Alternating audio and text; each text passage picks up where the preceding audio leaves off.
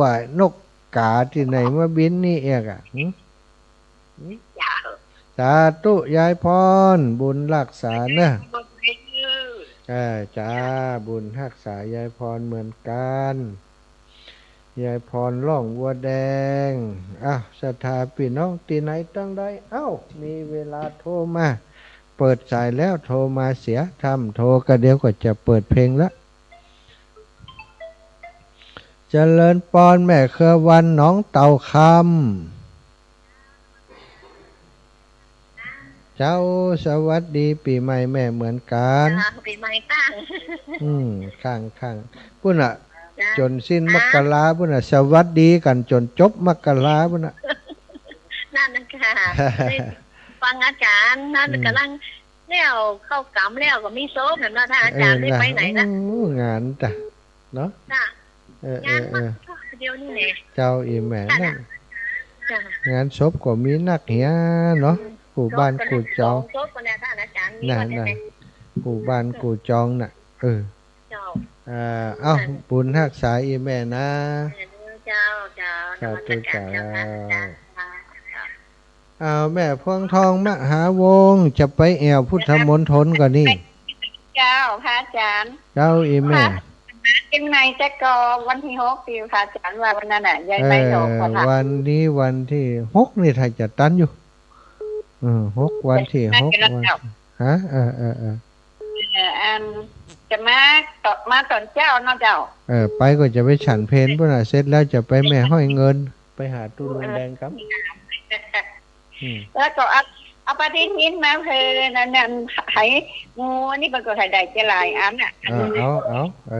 ได้สักสิได้แม่เจ้ามาวันที่6แน่นอนเนาะเจ้าแม่เจ้าสาธุแน่นอนนอนแน่ถ้ำแน่นอนจะโทรไปบอกอีแม่มอมอินแก้วตันวงอุ้ยมอมเจ้าสวัสดีปีใหม่นะเจ้าครับสวัสดีเหมือนกันขออยู่ดีมีสุขเนอะเจ้า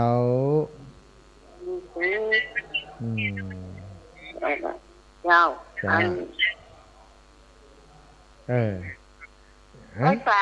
ได้ฟังแล้วค่ะห้วยงูในถึงแล้วถึงห้วยงูในตอนนี้นั่งแอบอยู่ห้วยงูในเนอะจ้านั่งแอบอยู่ห้วยงูในเจ้ามีวันอย่างก็คุณจะมีงานวันอย่างก็งานที่เป็นเนี้ยนี่เป็นสร้างถาดเจดีย์กะสร้างถาดเจดีย์ให้วัดห้วยงูในนี่เจ้าสัตว์ตุ้นนะแม่นะเจ้าไว้สารให้เจ้าบุญรักษาแม่มอมอินแก้วตันวงนี่ก็แฟนรายการประจำโทรมาให้กำลังใจทุกครั้งติอาตมาภาพจัดรายการเจริญพรแม่กัญญากรหารชนะเจ้าเจริญสุขเจริญพรเจ้าขอพรอันภาษามหาโดยขอให้แม่อยู่ดีมีสุขให้มีอายุมันขอนยืนปราศจากสัพพทุกข์สัพพโศกสัพพโรคสัพพภัยทุกอย่างทุกประการเนอจัตตาโรธรรมาวัฏันติอายุวันโนสุขังปลาสาธุเจ้าการนับราชการปีใหม่เจ้าบุญรักษามาขอปอนปีใหม่ปั่นปอนนี่คือกับศรัทธาทุกคนเลยนะใบใจกาแม่กัญญากรนะทุกคนได้ปอนเหมือนกันเนาะอยู่ดีมีสุขอายุมันขวัญยืนศรัทธาญาติโยมใครจะโทรมาแหมเหลือเวลาอีก2-3 นาทีนะเดี๋ยวจะได้เข้าเพลงรายการก่อนจะได้พักสักแป๊บหนึ่ง0808844173 0808844173พี่น้องทางเมืองฝางฟังอยู่หรือเปล่าแม่จงดีแม่อุ้ยละมุนแม่อุ้ยอุ่นนะแม่อุ้ยอุ่นถ้าใครฟังอยู่ก็โทรมาแจ้งหน่อยนะพรุ่งนี้แม่มีชัยพินโยภาสแม่อำ กฎคำพี่น้องปังป้อยก็จะมาน่ะนัดหมายกันแล้วขยมอาตมาภาพจะไปฮับอีแม่ในวันพรุ่งนี้ตอนนี้ก็คงจะพักก่อนเนาะสำหรับสถาติมมาอีกแล้วอีแม่ไอ้หยังเอิ้นมาล่วงหน้าก่อนเด้อเอิ้นมาล่วงหน้าเนาะได้จ้ะแม่ก็เมืองแต่เอิ้นมาล่วงหน้าก่อนเด้อเจ้าถ้าจะช่วงเนี้ย6 7 8อย่างเนี้ยช่วงเนี้ยถ้ามาเขาจะบอกให้ผมกำเนาะเจ้าแฟนFGไม่หลายนะเจ้าได้จะไปเอวหาปอดซะอิ่งตัวปอดซะอิ่งมือแม่ใส่ทองด้วยอย่ามาเยี่ยมคนป่วยกับประเพลเต้ามาเดียวมันแบบว่างสักวันน่ะจ้ะน่ะก็จะไปต้นปีเนี้ยไปเอวหาเนี้ยเจ้าศัตรูเด้อรอบ2เจ้าบุญรักษามันข้างใจมาโทรก็มได้เนาะจะทายญาติโยมตอนนี้ก็ขออนุญาตพักสักกรรมกันนะพักสักแป๊บสักครู่ก่อนเดี๋ยวค่อยมาพบปะกันในช่วงต่อไป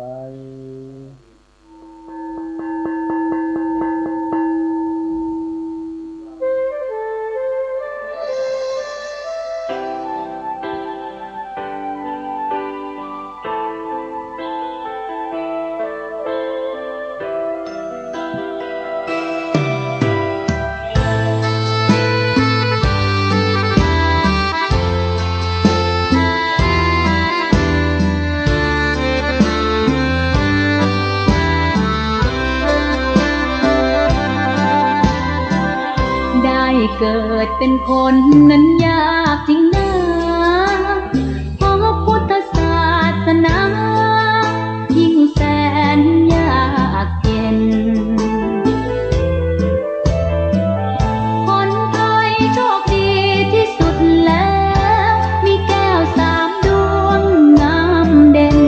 มีวัดซึ่งเป็นนาบุญยิ่งใหญ่มีศาสนาพุทธประจำชาติไทยอยากหล่ออยากสวยเราต้องรักษาศีลอยากมีอันจะกินต้องหมั่นทำบุญทำทานเอาไว้เข้าวัดสวดมนต์ฝึกฝนสติให้ว่องไวรีบทำตอนที่เราทำเองได้อย่ารอจนตายถึงเข้าวัดว่าเข้าวัดยังเป็นจะได้เห็นแต่น้ำใจเข้าวัดยามตาจะได้เห็นแต่น้ำตาก่อนจะสายเกินขอเชิญมาใช้ชีวิตให้คุ้มค่าเจริญทานศีลภาวนาสั่งสมบารมีไว้ทำบุญตอนที่ยังมีชีวิตย่อมดีกว่ารอเขาอุทิศบุญให้อย่ามัวหลงเพลินเดินห่างวัดตัวอย่างชัดๆมีมากมายเข้าวัดตอนตายสายเกินแก้กรรม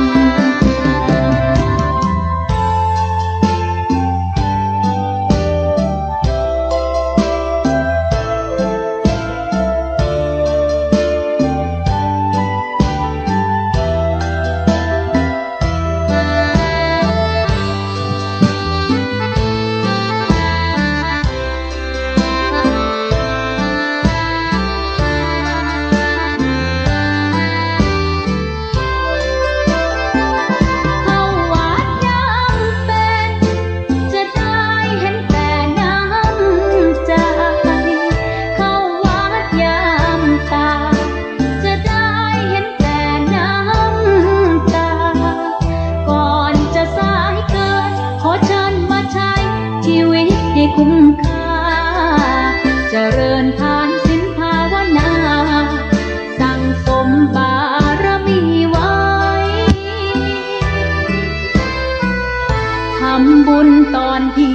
ยังมีชีวิตย่อมดีกว่ารอเขาอุทิศบุญให้อย่ามัวหลงเพลินเดินห่างวัดตัวอย่างชัดๆมีมากมายเข้าวัดตอนตายสายเกินแก้กรรมเข้าวัดยามเป็นผลบุญหนุนนำเข้าวัดยามเป็น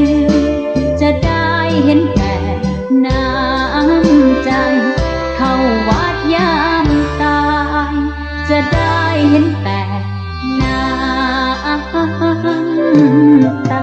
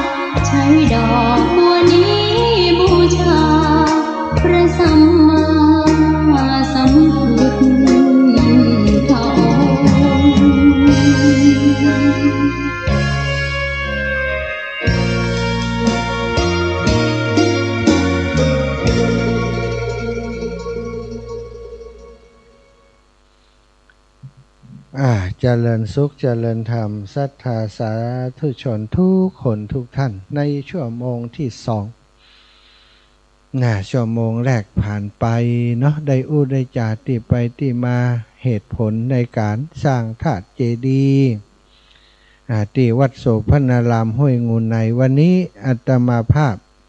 มาจัดรายการนอกสถานที่เนอะศรัทธาอีป่อยอีแม่ที่อยู่ต่างบ้านต่างจองที่กำลังหาเข้ามาฟังรายการอยู่ในขณะนี้คณะที่ศรัทธาญาติโยมฟังรายการอยู่นี้อาตมาภาพได้นั่งนั่งจานนั่งจัดรายการอยู่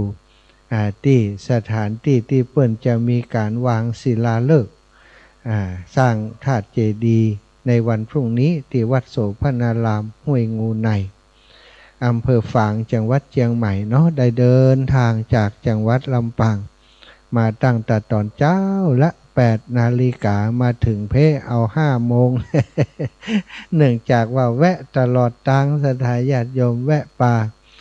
สถาญาติโยมเปิดไปแอวตรงนั้นตรงนี้แวะกินข้าวนะที่บ้านปังปอยไปแอวที่สถานที่ท่องเที่ยวของอำเภอชัยปราการจากนั้นก็ปากันกลับมาอย่างวัดโสภณารามบ้านห้วยงูในที่นี้มาถึงเมื่อประมาณ5 โมงป่ายสักน้อยเนาะสถาก็สถาญาติโยมพี่น้องบ้านห้วยงูในก็กำลังหาปากันสร้างปากันจัดประลำผำเต้นสถานที่ต่างๆอยู่ก็ได้มาช่วยเปิ้นทำการเตรียมสถานที่ต่างๆนะความจริงเปิ้นก็เตรียมกันไปเยอะแล้วนะมาก็ได้ช่วยเปิ้นแหมเล็กน้อย ตอนนี้ ก็มานั่งจัดรายการเฮือศรัทธาญาติโยมตั้งเชียงใหม่ตั้งเชียงรายตั้งลำปางตั้งพื้นที่ต่างๆที่รับสัญญาณอยู่ในขณะนี้ได้รับฟังพร้อมๆกันโดยการออกอากาศสัญญาณของคลื่นสีขาวเพื่อชาวประชาซึ่งออกอากาศจากวัดปากตางเจริญอำเภอดอยหล่อจังหวัดเชียงใหม่นะโดยเมตตาบารมีของท่านอาจารย์พระครูอภิวัฒนวิกรมผอ.คลื่นสีขาวนะแล้วก็โดยท่านอาจารย์ท่านพระครู สมุวิศวัตรวรกิจโจที่เป็นเจ้าของสถานีเป็นผู้ดูแลสถานีผอ.สถานี 104.50 เมกะเฮิรตซ์ได้ส่งทีมงานถ่ายทอดสดถ่ายทอดเสียงถ่ายทอดภาพออกไปให้ศรัทธาญาติโยมครอบครัวคลื่นสีขาวที่อยู่ในจังหวัดต่างๆได้ติดตามรับฟังเรื่องราวต่างๆในการวางศิลาฤกษ์ธาตุเจดีย์ที่วัดโสภณารามอย่างใกล้ชิดตั้งแต่วันดานี้ไปจนถึงวันพิธีซึ่งจะมีในวันพรุ่งนี้พิธีของเพื่อนจะมี2 ช่วงเช้าจะเป็นพิธีสืบชะตาเวลาประมาณ10 นาฬิกาเป็นต้นไปช่วงบ่ายก็จะเป็นพิธีในการวางศิลาฤกษ์ก็ประมาณ13 นาฬิกา 39 นาทีวางศิลาฤกษ์ก็ใช้เวลาบ่เมินนานแต่ใดแต่ถ้าเอาละศรัทธาพบปะกันช่วงค่ำยามแลมทุกครั้งทุกคราอาตมาก็จะปาศรัทธา